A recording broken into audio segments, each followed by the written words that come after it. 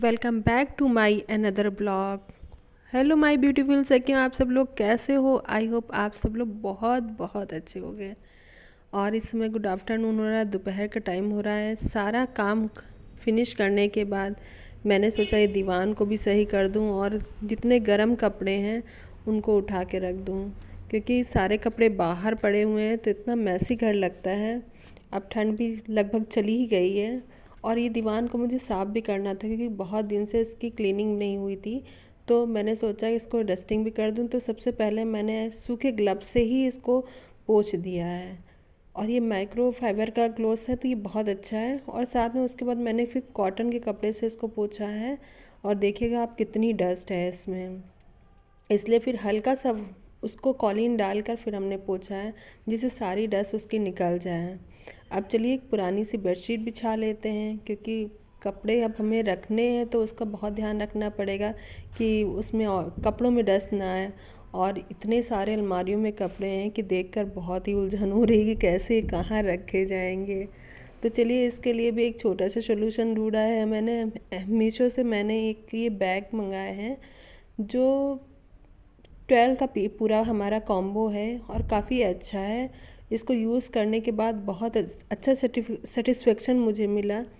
और इसकी सबसे अच्छी बात मुझे ये लगी कि इसको खोलने के बाद आप देखिए इसमें आगे से पॉलीथीन लगी हुई है, तो जो भी कपड़े हम इसके अंदर रखेंगे तो वो हमको दिखाई देंगे और उसे हमें ढूंढना नहीं पड़ेगा। ये देखिए इसमें आगे ये पॉलीथीन लगी, तो इससे काफ़ी मतलब हैंडी हो गया है रखना हमें। और हम तो सोच रहे थे इसमें कि 10-12 ही हमारे कपड़े वूलन आएंगे, लेकिन जब हमने इसमें रखा तो काफ़ी कपड़े इसके अंदर आ गए। बस ये हमें ध्यान देना पड़ा कि कौन सा कपड़े को कैसे हमें फोल्ड करना है कि जिससे वो कपड़े भी ख़राब ना हो। और कुछ कपड़े ऐसे होते हैं उनको आप रफ टफ भी रख दो तो वो ख़राब नहीं होते हैं। तो कुछ कपड़ों को हमने रफ टफ भी रखा और कुछ कपड़ों को बहुत अच्छे से रखा। तो चलिए देखिए इसमें हम सोचे थे बहुत ज़्यादा 10 कपड़े आएंगे, लेकिन 15-16 कपड़े इसमें अच्छे से आ गए। और सभी कपड़े वूलन कपड़े आप जानते हो कितने पफ़ी होते हैं कि उनको रखना बहुत मुश्किल होता है। हालांकि मेरे पास वैक्यूम क्लीन वाले बैग भी थे, लेकिन वो इस समय शिफ्टिंग में कहाँ हमने रख दिए ध्यान ही नहीं है। तो ये देखिए कितने सारे कपड़े इसमें आ गए हैं। जो साइड में जगह है उसको भी हमने फोल्ड करके कुछ कपड़े ऐसे रखे और हर बैग में हमने नाम लिख दिया, जिसके कपड़े रखे, जिससे डॉटर के कपड़े रखे तो डॉटर का नाम लिख दिया है, हस्बैंड के कपड़े रखे हैं तो हस्बैंड का नाम लिख दिया है।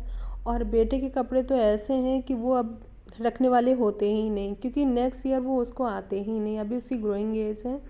और हस्बैंड के कपड़े, बेटी के कपड़े और मेरे कपड़े हमने सब में नाम लिख दिया है। और इसको इस तरह से हालांकि आप वैसे भी रख सकते हो, लेकिन ऐसे रखने में इतना अच्छा रहता है कि आपको सामने से, आपने जैसे ही दीवान खोला आपको सामने से ही दिखाई दे जाएगा किस बैग में कौन से कपड़े हैं। तो इस वजह से हमने बेड में ऐसे कपड़े रखे हैं कि ऊपर से वो विजिबल दिखाई दे हमें। हम सोचे थे इस छोटी वाली ब्लैंकेट ही इसमें आ पाएगी, बड़ी नहीं आ पाएगी। लेकिन जब हमने रखा तो हमने देखा कि छोटी वाली तो 2-3 ब्लैंकेट इसमें आ जाएंगी, लेकिन बड़ी वाली सिर्फ एक ही आ रही थी। और बस इतना हमें ध्यान रखना है कि इसकी चेन को बहुत ही हल्के से बंद करना है, कि चेन थोड़ी सी इसकी जो है नाजुक है। और सब बहुत अच्छा, इसका मटेरियल बहुत अच्छा है। इसको लेने के बाद बहुत ही सेटिस्फेक्शन हो रहा है। और ये देखिए कितने सारे कपड़े इसमें आ गए। और इस बीच में भी जगह खाली बच गई, तो मेरे पास एक पहले का बैग था, मैंने उसमें ये कपड़े रख के रख दिए। और और फिनाइल की गोलियाँ या कपूर की गोलियाँ रखना बहुत ज़्यादा इम्पॉर्टेंट होता है, क्योंकि हम लोग क्या हमेशा धूप हम लोग नहीं दिखा सकते कपड़ों को। तो अगर इन गोलियों को रख देते हैं, और मैंने अंदर न रख के बाहर डाला है जिससे कपड़ों में, मुझे इसकी स्मेल नहीं पसंद है, तो कपड़ों के अंदर इसकी स्मेल ना जाए। और साथ में ऊपर से एक और बेडशीट डाल दिया कि जिससे इसमें डस्ट भी ना आए। और लीजिए मेरा पूरा बेड तैयार हो गया, दोनों साइड मैंने ऐसे ही रख लिया है। और उसके बाद जो है बेडशीट को वैसे ठीक से कर दिया है। अब देखते हैं और भी बहुत सारे नेक्स्ट काम है तो उनको कर लेते हैं।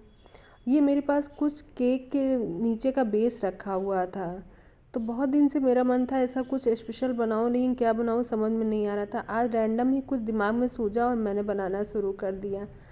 तो ये देखिए कैसा आप लोग को लगता है। और कभी कभी होता है ना, क्रिएटिविटी जो अंदर होती है समझ में नहीं आता हम क्या करें, लेकिन जब करने लगो तो अपने आप कुछ ना कुछ बनता चला जाता। तो ऐसा ही कुछ मैंने किया है। तो आपको ये DIY कैसा लगता है तो आप ज़रूर बताइएगा।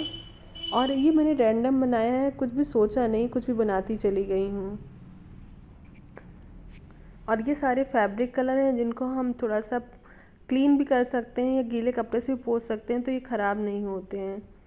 और लीजिए मेरा एक DIY बहुत सुंदर सा तैयार हो गया। हालांकि पहले मैं सोची थी पता नहीं कैसा बनेगा, लेकिन बनने के बाद बच्चों को भी बहुत पसंद आया और जो हमारे यहाँ रिलेटिव आए थे उनको भी बहुत पसंद आया। ये लीजिए पूरा 3 का सेट मेरा तैयार हो गया। पहले मैंने इसको बालकनी में लगाया, लेकिन बालकनी में मुझे बहुत अच्छा लग रहा था। बाद में मैंने इसको रूम में फिर ट्रांसफ़र कर लिया है।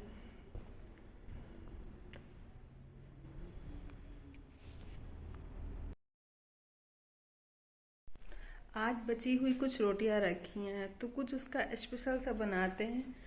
तो चलिए उसके लिए क्या कर सकते हैं सोच रही थी, तो मैं सोच रही हूँ उसका पिज़्ज़ा बना के देखती हूँ। इसको मैं बहुत ही बेसिक तरीके से बना रही हूँ क्योंकि मेरे पास बहुत सा सामान अवेलेबल नहीं है। तो सबसे पहले दोनों सॉस को लिया, उसको आपस में स्प्रेड कर लिया और अच्छे से उसमें मिला दिया है। और अच्छे से मिलाने के बाद अब मेरे पास माइक्रोनी भी रखी थी जो बच्चों को सुबह मैंने टिफ़िन में बना के दी थी, उसको भी फिनिश करना है मुझे। तो कैसे करूँ, तो उसको भी मैंने डाल दिया है इसमें। और चीज़ के बिना तो पिज़्ज़ा पॉसिबल ही नहीं है, तो चीज़ तो डालनी ही थी। चीज़ मेरे पास रखी थी तो चीज़ मैंने उसके ऊपर से स्प्रेड कर दिया है। और अनियन और टमाटो का पिज़्ज़ा बच्चों को बिल्कुल पसंद नहीं है, और मेरे पास इसमें वेजिस में अनियन और टमाटो ही रखा था और कुछ नहीं था, तो उसको मैंने स्किप कर दिया, उसको नहीं डाला है। उसकी जगह मेरे पास एक टेंगी सा टेस्ट रखा हुआ है, ये है भरवा मिर्ची लाल वाली, जिसको मैंने सिरके में डाल दिया था तो उसका टेस्ट बहुत अच्छा आता, उसको मैंने इसमें डाल दिया है। इसके ऊपर से थोड़ी सी चीज़ और डाल देंगे और साथ में ऑर्गेनो और चिली फ्लेक्स है वो डाल देंगे। प्री हीट करना तो भूल गए, तो चलिए सबसे पहले इसको प्री हीट तो करना ही पड़ेगा, तो प्री हीट कर लेते हैं, उसके बाद पिज़्ज़ा बनाते हैं। और प्री हीट करने के लिए सबसे पहले हम गैस को जलाएंगे। वैसे तो OTG में भी हम इसको प्री हीट कर सकते थे, लेकिन उसमें 10 से 15 मिनट्स प्री हीट करने में लगता, और ये 2 से 3 मिनट में अच्छे से प्री हीट हो जाता है। और जो रोटियां बची थी, 2-3 पिज़्ज़े बनाए थे और जो रोटियां बची थी उसका मैंने पोहा बनाया। पोहा भी बहुत टेस्टी बना था, लेकिन उसकी वीडियो मैंने इसमें न डालकर शॉर्ट्स में डाली है, आप चाहो तो चेकआउट कर सकते हो। आप प्री हीट हो गया है तो जो मैंने रोटी का पिज़्ज़ा बेस बनाया था उसको रख दिया है। और बस चेक इतना करना है कि जब हमारी चीज़ मेल्ट होने लगे तो आप समझिए पिज़्ज़ा बिल्कुल रेडी हो गया है। लीजिए बिल्कुल रेडी हो गया। अब इसको थोड़ा सा ऑर्गेनो और जो भी आपको फ्लेवर पसंद हो, हमारे बच्चों को तो ऑर्गेनो, ब्लैक पेपर और थोड़ा सा रेड चिली फ्लेक्स, लेकिन चिली फ्लेक्स मैंने कम ही डाली है इसमें। और इसको बस कट कर लेंगे और अभी रिज़ल्ट सामने आता है कि कैसा बना है। चलिए इन लोग को खिलाते हैं और देखते हैं रिस्पांस कैसा है। सच बताना कैसा है। कौन सी बहुत टेस्टी मम्मा। बहुत टेस्टी है सच में।